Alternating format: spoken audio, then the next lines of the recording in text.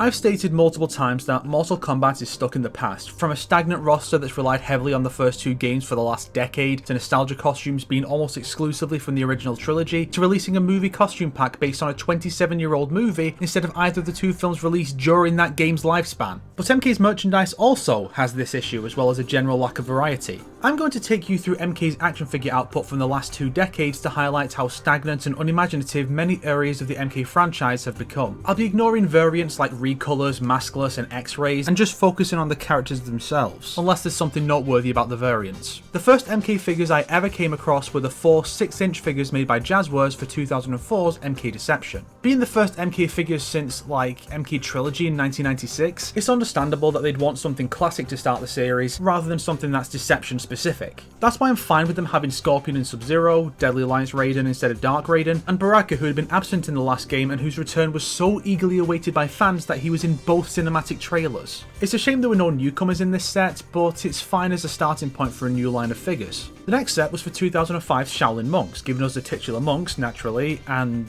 Scorpion and Sub-Zero. One can maybe argue that this Sub-Zero is Bihan, and maybe it was done because these are the 4 characters you can play the campaign as. Please give us the multiplayer characters in the campaign too if you ever remaster the game, Ed. But it does kind of feel like just an excuse to do Scorpion and Sub-Zero in more classic designs than their respective Champion and Cryomancer looks. It's borderline acceptable. Kantara was also planned but never released. For 2006's Armageddon, we got Goro, Reptile, Kano, Noob Saibot, meaning we definitely have a Sub-Zero here twice now, and Shaolin Monks Johnny Cage. That's weird. Even weirder, they aren't labelled as Armageddon, but Deception for Noob, Goro and Kano, even though Kano wasn't in Deception, and Shaolin Monks for the other 2. And they just threw in weapons from the Shaolin Monks set like the broadswords for absolutely no reason. So the characters chosen aren't the issue, it's everything else that's either weird or lazy. Jazzwares stuck around for the series relaunch in 2011 with a new set. Being the first figures for the series in 5 years, there's some leeway for redoing certain characters, but we have Scorpion and Sub-Zero again, Raiden, Johnny Cage, Kano, Baraka and Reptile for a slightly less emphasised again, and Shao Kahn, Goro, Nightwolf and Jax, making this the most extensive toy line aside from the current McFarlane Toys run. I believe there were plans for Sonya, but the line was cancelled and Jazzwares never touched MK again. At the same time, there was a classic line by Jazzwares, which was just a series of 4-inch UMK3 male and cyber ninjas, and 6-inch MK1 styled Scorpion, Sub-Zero, Smoke and Reptile based on the MK9 rendition of the design. This is where Funko comes in, and things get a whole lot worse from here. Not because hashtag I dislike Funko Pops, but because a new company means a line-wide reset of which characters have been done. Plus, Funko is either bound by NetherRealm and WB, or are like-minded in their lack of originality. First, for MKX, there was a set of 5 pop vinyls, Default Scorpion and Sub-Zero, and Tournament Raiden, Liu Kang and Kitana. There were also limited edition Melina, Goro, 8-bit Raiden, and of all things, Deadly Alliance alternate costume Scorpion. I love it, but why? As a set of 5 characters to start off your line, they're fine, but none of MKX's new generation were included, nor any of the cages. It's a general MK set using MKX designs. The main 5 were also the characters chosen for these weird buff boy figures, so not off to a great start. The next set was an MK1 series consisting of Scorpion, Sub-Zero, Raiden and Liu Kang.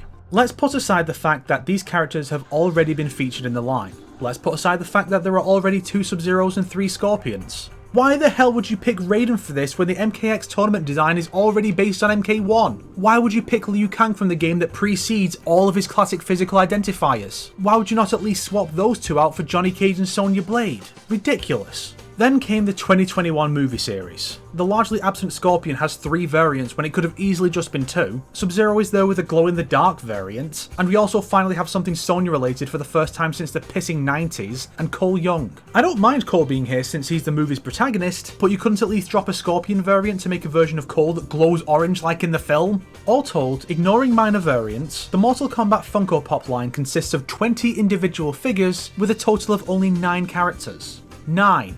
Fucking 9! Imagine how many iconic and popular characters they could have done if they'd filled those extra 11 slots in with other characters. Imagine how many more they could have sold to people who don't want to buy the same character twice, even if it's a different version. Hell, imagine if they'd done their usual and made a mold for a classic ninja and done all the palette swaps. Absolutely ridiculous. But Funko wasn't the only company to touch MKX. Mezco also took a crack at it, delivering a 6-inch line consisting of the obligatory Scorpion, Sub-Zero, Katana and Raiden, along with Quan Chi and Kotal Kahn, marking the first characters introduced after the MK3 series to receive a figure of any kind. Think about that. Much as I dislike him, it took Quan Chi, a popular and long-standing character in the series, 18 years after his game debut to get a proper figure, not counting that super deformed one for MK9. That's just modern MK in a nutshell, really. Mezco also did 12-inch Scorpion and Sub-Zero. Then we have the currently ongoing McFarlane Toys line for MK11. This is pretty much part of the deal if you want Spawn in your fighting game. This line has all sorts of oddities, like past Liu Kang having his Revenant gauntlets, or the shirtless variant only being for the Bruce Lee colours and not the default, Baraka only now getting a version with his shirt on when he was one of the first 4 released, Johnny, Sub-Zero and Raiden being unreasonably difficult to find in their normal colours in the UK, and Kotal having less accessories than his Mezco counterparts. But let's focus on the chosen characters. Naturally, we have Scorpion, Sub-Zero, Raiden and Katana, but we also have Liu Kang, Johnny Cage, Shao Kahn, Kotal Kahn, Baraka, Kabal, Noob Saibot, 3 different spawns, the Joker, and the upcoming Nightwolf.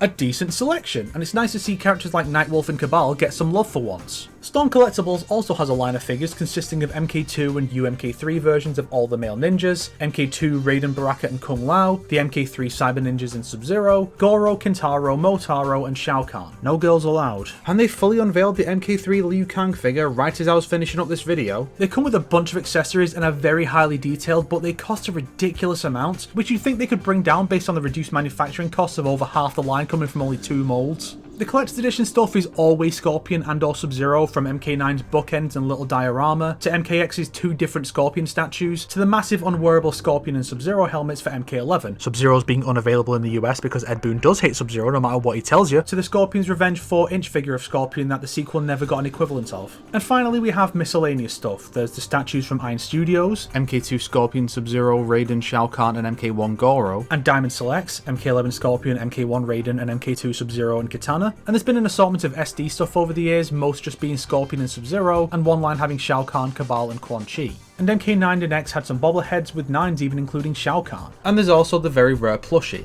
Now let's go back to my earlier point from the Mezco section. Looking back over everything I've discussed here, how many of these characters were introduced after MK3? Quan Chi, who has 1 figure and 1 SD thing, Kotal Kahn, who has 2 figures, and Cole Young, the movie OC with 1 pop vinyl. No Kenshi, no Shinnok, no Havoc, no Scarlet, no Cassie, no Takeda, no Devora, no Geras. For all anyone's talk about characters like them or Jackie Briggs being these super popular characters, no one at NetherRealm, WB, or any of these companies seem to have any faith in these allegedly popular characters' ability to sell figures. And even icons like Johnny Cage, Sonya Blade and Shao Kahn struggle to get representation with a constant focus on Scorpion, Sub-Zero, Raiden and Katana. There are so many other popular and iconic characters you could use even from the original trilogy that haven't had anything here like Jade, Sindel or Shang Tsung. Shang Tsung! Shang Tsung! Everyone involved in MK seems to be content calling the post 3 characters garbage while making no attempt to make people like them with a reinvention in a game or a cool figure. Like, how the hell has the McFarlane line, limited to MK11 only by some fool's decision, done 3 different spawns, 2 Barakas and the goddamn Joker before Sonya Blade, Cassie Cage, Kenshi or Karitagawa Shang Tsung?